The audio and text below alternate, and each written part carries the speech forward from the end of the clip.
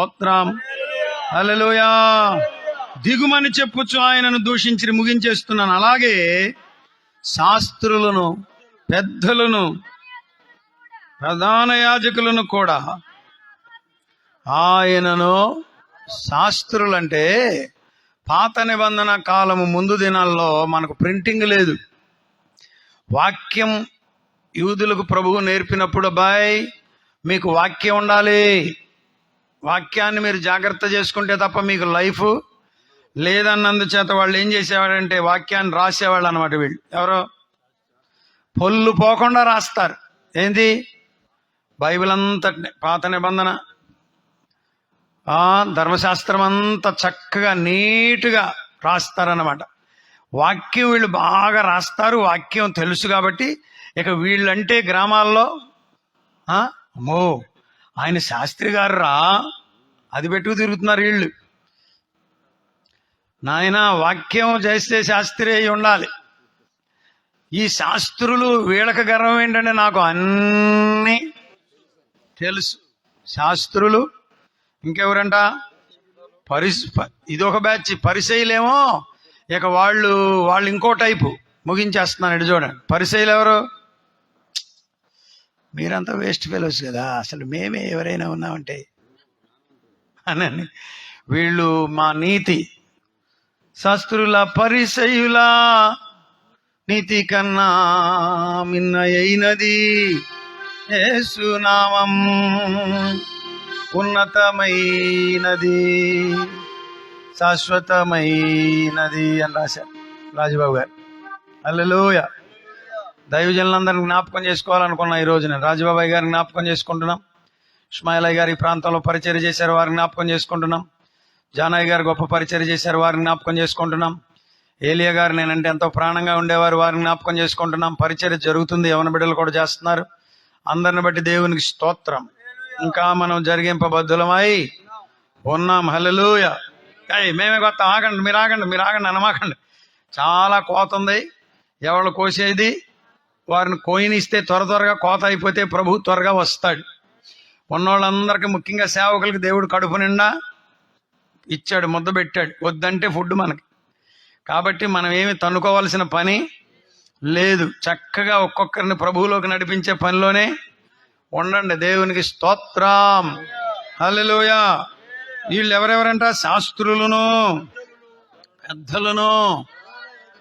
వీళ్ళు కూడా ప్రధాన యాజకుడు, మామూలు యాజకుడు కాదు. వీళ్ళందరి పని ఏంటి సుజానమ్మ గారు?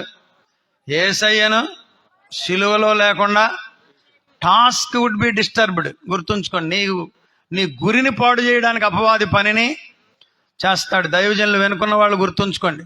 దైవజనులు ఇక్కడ ఉన్న వాళ్ళందరూ చాలా పక్కాగా, పకడ్బందీగా, ఏ పాస్టర్ గారు చూసినా పేపర్ వేసుకుంటూ జాగ్రత్తగా చేస్తూ పనిని చేస్తున్నారు. ఇక మీ అయ్యగారు అయితే చెప్పక్కర్లా, తాళాలు వేసి మరీ దానికి, అయ్యా 2000 వచ్చినాయి, 2500 వచ్చినాయి, 1200 వచ్చినాయి, వాటిని జాగ్రత్త చేసి ఎక్కడ మీటింగ్ పెడదామా, ఒక పిల్లర్ వేద్దామా. ఎంత కష్టం చెప్పండి. కొంతమంది అనుకుంటున్నారు వాళ్ళకేంట్రా, వచ్చి పడిపోతున్నాయి. పడిపోట్లా, పెరుగు డబ్బులు కడతానికి ఇవాళ మాకు ప్రాణం మీదకి వచ్చింది. హల్లెలూయా, హల్లెలూయా. పడిపోతే మంచిదే. నా హాస్పిటల్లో ఉన్నానని నేను ఫేస్బుక్లో చేసి ఎవరో ఒక సహోదరి, నీకు హాస్పిటల్కి డబ్బులు వేసానంటాను. నన్ను ప్రేమించే బిడ్డలు కూడా ఉన్నారు. పొద్దున వచ్చేసారు, బెల్లబెల్లమంట, రాత్రి వచ్చేసారు. People, hallelujah, loving us. Thank God for that. Thank God. అలాంటి ప్రేమను బట్టి దేవునికి స్తోత్రం. అదొక ఎంకరేజ్మెంట్, అంతే కదా. పట్టించుకోకపోతే ఏం చేస్తాం, నీరసం వచ్చేది. హల్లెలూయా. వాళ్ళు ఉంటారు, వీళ్ళు ఉంటారు, బలపరిచే వాళ్ళు ఉన్నారు, పరిచయులు కూడా. పెద్దలంట పేరుకి, కానీ ఏం చేస్తున్నారు? కొంతమంది పెద్దలే కొన్నిసార్లు కాపురాలు. అట్లాంటి పెద్దలు మనకొద్దు. మన పెద్దలందరూ మంచి పెద్దలు. దేవునికి స్తోత్రం. హల్లెలూయా. ఏడరా, ఏలుకుంటావా, ఏలుకోవా అన్నాడు ఒకడు. ఆడు ఏలుకోకపోతే ఈడు ఏలుకుంటాడే. డొక్క పగలు తీసేస్తాడు దేవుడు కాపురాల జోలికి వెళ్తే. గుర్తుంచుకోండి.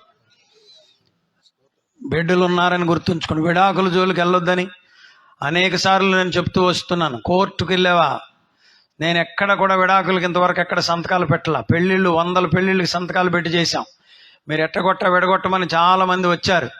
అది నా వల్ల జరిగే పని కాదు. పిలాతు భార్య అంటుంది, ఆ నీతిమంతుని జోనికి పోవద్దు, ప్రభువు నాతో మాట్లాడుతున్నాడు, కలలో కనబడుతుంది. హల్లెలూయా. దైవ చిత్తం ఉన్నది, దేవుని ప్రణాళిక ఉన్నది. ఇష్టానుసారంగా చేయడానికి వీల్లేదు. జీవితాలు, కుటుంబాలు, సంఘాలు దైవ సన్నిధిలో ఒక దైవజనునిగా దేవుడు నీకు అవకాశం ఇచ్చాడంటే, సంఘ పెద్దగా దేవుడు నీకు అవకాశం ఇచ్చాడంటే, గ్రామ పెద్దగా దేవుడు నీకు అవకాశం ఇచ్చాడంటే, అది అనేక మందికి లేని కృప దేవుడు నీకే ఇచ్చాడు. ఇటు గొప్ప ధన్యతనిచ్చినందుకు నీకు వందనాలయ్యా. ఇటు గొప్ప ధన్యతనిచ్చినందుకు నీకు స్తోత్రాలయ్యా. ఈ నేను అర్హుడను కాదునయ్యా.